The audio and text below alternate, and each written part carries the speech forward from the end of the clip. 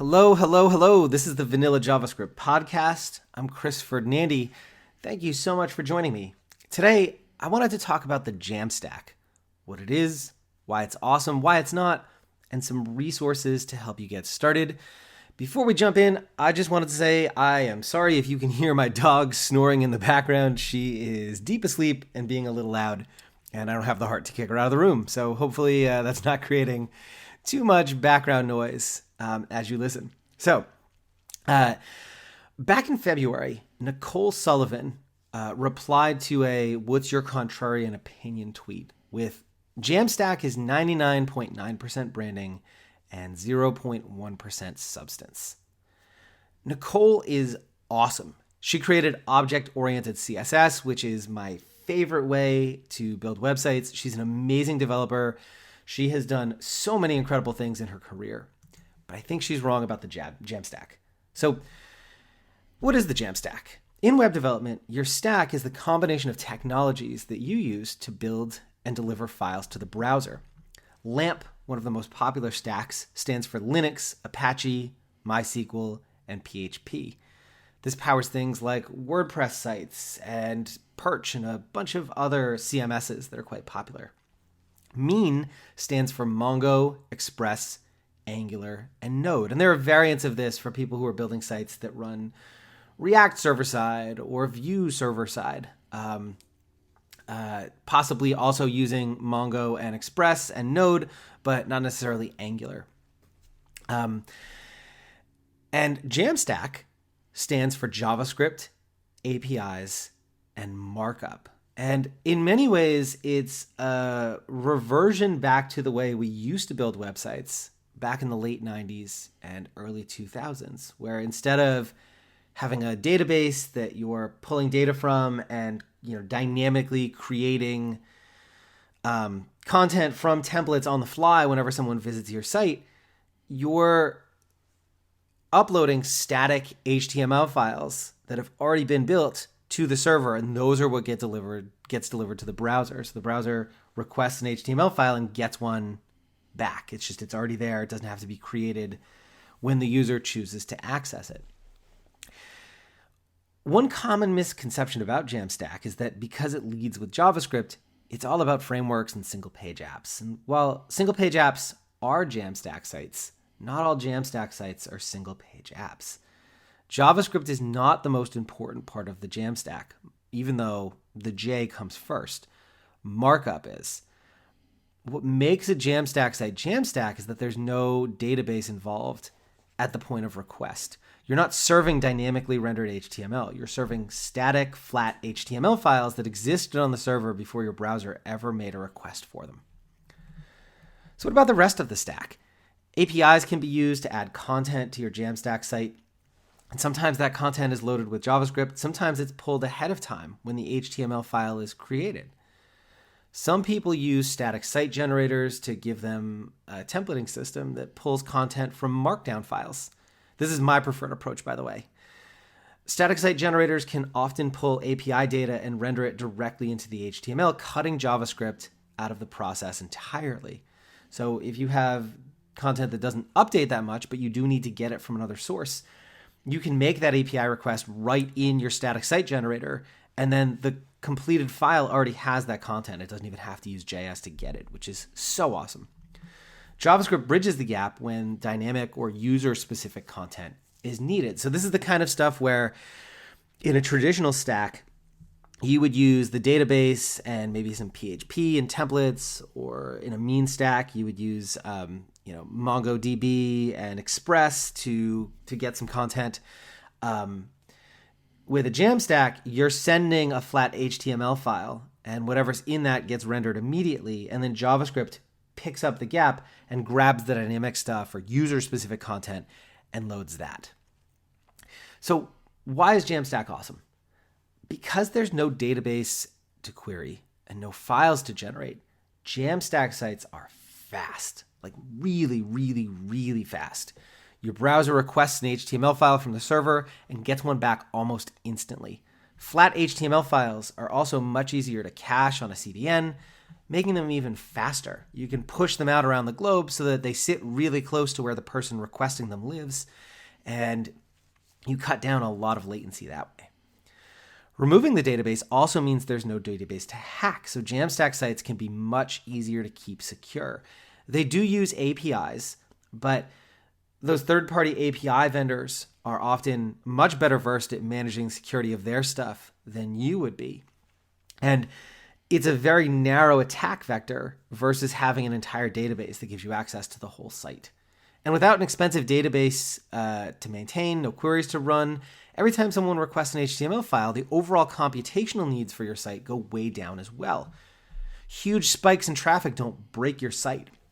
Depending on how old you are, you may or may not remember the concept of getting fireballed. And this used to happen when Daring Fireball, the website that writes about Apple stuff, would link to your site unexpectedly, and you would see a surge in traffic.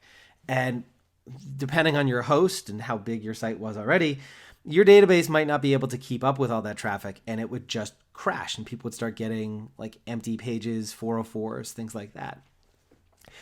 With static sites, that is so much less likely to happen because there's no heavy demands on the server. It's just, you want a file, here's a file. You want a file, here's a file.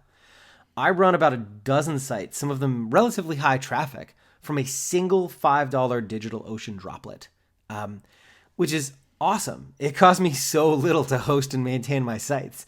And this also dramatically reduces the environmental impact of the things we build. All of these servers that we run for all of the stuff that we build are really expensive, just in terms of CO2 output. And building sites that have a smaller footprint is also an environmental issue. This reduces the amount of servers that you use and the amount of kind of carbon from our profession, which is an awesome thing. Jamstack is a little bit marketing hype. So, Nicole isn't entirely wrong here. Jamstack is really just a fancy way of describing the way we all used to build websites before. The approach is not new. Some of the technologies involved are new, but the approach is really not new. There is some marketing hype here. Nicole's definitely right about that, but that doesn't mean that there's no substance there. The rise of static site generators, serverless, which is another empty buzzword, and services like GitHub and Netlify mean that building and managing sites built this way is easier than it was a decade or two ago. Like way, way, way easier. You used to have to open up an FTP client and manually move files over to a server, or open up a terminal window and log in by command line and push these files over to your server. And it kind of sucked, honestly. But today you can use things like build automations and GitHub to push your updated files to GitHub and then have a website get spit out for you, which is awesome.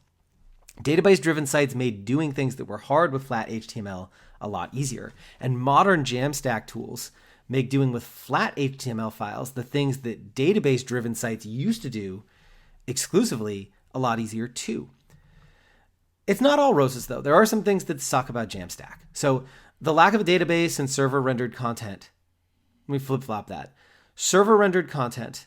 Oh, no, I meant that right the first way. I'm sorry. The lack of a database and server-rendered content means that API calls that require secure credentials can be a challenge. And there's some ways around this that I'll get into hopefully a little bit later. But it's not as easy as it would be on a kind of server-rendered site. Static site generators don't include a content management system, which I love, but that presents a barrier to entry for some people. I really love being able to just author and markdown files, but not everybody's me. A lot of folks need a CMS, and there are some tools around this as well. Deploying updates, scheduling posts ahead of time, and triggering periodic rebuilds of your content requires a comfort working with server configurations. Those are real issues, and they make Jamstack a bad choice for some people. But for me, Jamstack is way more than hype. It has dramatically transformed how I build for the web for the better. With that said, let's get into some resources to help you get started with Jamstack if that's something you're interested in exploring. So at its heart, Jamstack is about flat or static HTML files. And back in the day, that meant pushing things up to a server using FTP clients. But today, there are some options that make this easier. Many, maybe most Jamstack deployments are built around Git. For something really simple, you can use GitHub Pages. It features integrated SSL, automatic updates when you push new files, and it even lets you use custom domains. Oh, and it's free. The custom domains piece is not, but all the other stuff is totally free, which is really cool. For something almost as simple, but far more powerful and feature-rich, Netlify is worth a look. Their service includes free SSL, free deployment to a CDN, and paid features for things like contact forms, serverless functions, and more. And we had talked a little bit about how making secure calls with with credentials is problematic in a static setup, but serverless baked right into your deployment provider like Netlify actually makes some of that stuff really easy, really doable, a lot better than it would be otherwise. You can also roll your own. This is what I do. I use a $5 DigitalOcean droplet with Server Pilot to manage a whole bunch of the other stuff for me. So setting up tech on the stack and keeping things secure. And I'll link to an article on my full setup down in the show notes. Using a Git-based workflow doesn't mean you need to learn command line either. If you use GitHub, they have a fantastic desktop app that helped me understand how Git actually works behind the scene. And if you use another Git provider, maybe Atlassian or something like that, there are a bunch of other kind of GUIs for managing Git that you can work with as well. And they're all pretty good. If you have a big site, the last thing you want to do is hand code every single HTML file. Think about if you ever have to make an update to your navigation menu, what a complete disaster that would be. Static site generators let you store content in Markdown files and mash them up with templates ahead of time. If you enjoy working closer to the actual HTML, they are a lot nicer to design with than something like WordPress is. And there are a lot of options here. I use Hugo, it's built on Go, and it mostly uses HTML files for templating. I'll link to a starter project I put together if you want something to play around with while you're learning. Jekyll has been around forever and uses Ruby as its templating language. It's a bit slower to compile than the newer options, but it's a very popular choice and it's super feature-rich. 11D is the new kid on the block. It was built by my friend Zach Leatherman. It uses HTML and Vanilla.js as its templating system. It actually has a lot of templating systems, but you can template completely in Vanilla.js if you want. It also has Liquid and a whole bunch of other choices. It's super flexible. And a lot of smart people I know swear by it, so it is definitely worth a look. It's also a fan favorite of the folks over at Netlify. They liked it so much that they actually brought Zach in-house. Another popular option is Gatsby. They use React as a templating engine, but not a client-side framework. So if you're already comfortable with it, that might be a good option too. You literally cannot go wrong here. They are all good for differing reasons. So I would pick the one that feels the most at home for you and go with that if this is something you're interested in learning. One of the really cool things about static site generators too is so on my site, if you are on a particular page and that page is a link in the navigation menu, I want to show you some sort of active state on that link so you know that's where you are. So if you're reading one of my articles, the daily articles navigation menu on my site is going to have a pinkish red underline on it. And I could do that with JavaScript, but static site generators make this really easy. When they spit out the HTML files, they're injecting this nav into each file, and I'm able to put some logic around that says if the page is this type of content, add an active class to it so that it shows up underlined. So it just makes templating really, really easy. It's this perfect marriage of, database-driven templating systems and working in plain HTML. It takes the best of both worlds for me. One of the biggest things that's missing from the Jamstack by default, though, is a CMS. And for me, that's a benefit. I very much prefer working in raw Markdown and HTML, but for many people, especially people working on teams or folks who aren't as technical, this can be a barrier to entry. Fortunately, there are a lot of options here as well. On the really simple end of things, you can use GitHub itself as a CMS. You can use their desktop app or their web interface, which I sometimes do if I need to make an update on my mobile device. If you use Netlify, they have a configurable CMS that ties into GitHub's content API to let you manage your Markdown files with a GUI. And it's really neat. You can configure it basically however you want. If you're using self-hosting, or even if you use Netlify, Forestry.io does the same thing as Netlify CMS with less configuration needed on your end. I've used this with clients before, and it's pretty good. There is a cost associated with it beyond a couple of users and some basic features. You could also use WordPress as a headless CMS. WordPress has a built-in content API, and you can use WordPress as a CMS to author the content, and then use the API to pull content into your static site generator and pre-render HTML files. And what makes it headless is you never take the content from the database and use WordPress itself to render that HTML. It exists only to give you an interface in a database to hold content and an API to get content out. Another challenge with Jamstack is making secure API calls when keys and secrets are involved. You can't include them in your client-facing JavaScript because someone can steal them. Even if you obfuscate them, someone who knows what they're doing can open up DevTools and actually see those credentials being passed back and forth, just because that's how the web works. So what can you do? The solution is to create a middleman API. And I've had a few requests to get into a bit more details on how I do this. I'm going to drop a link in the show notes to some basics, but I'll write a much more detailed article on this in the future and possibly talk about it in the podcast as well. In short, you store your secret credentials on a server. Your JavaScript file calls a server-based API. So you set up an endpoint on a server that your JavaScript calls. You take the credentials that are saved on the server to make your real API call from the server, get data back from that API, and then pass it back to the JavaScript. So you're effectively creating an API that calls another API and then sends that data back. I use a headless instance of WordPress for this. If you're on Netlify, they offer a feature called Functions that acts as a server as a service. It's officially a serverless offering, which is dumb because a server is actually involved, but it's basically a server as a service. So you don't have to spin up your own server. You can just write a couple of functions and create an endpoint for them. Cloudflare also has an option for this called Cloudflare Workers, and it's super cool because it uses vanilla.js instead of Node. I typically write my articles ahead of time and schedule them to go live on a certain day and time. But scheduling posts ahead of time with static HTML is challenging too. So all of the static site generators I recommend above include a publish date option on the files that you create. You can say when this file was supposed to be published, and you can schedule it in the future. And if it's a future dated article or post or page, the static site generator will not create an HTML file for it.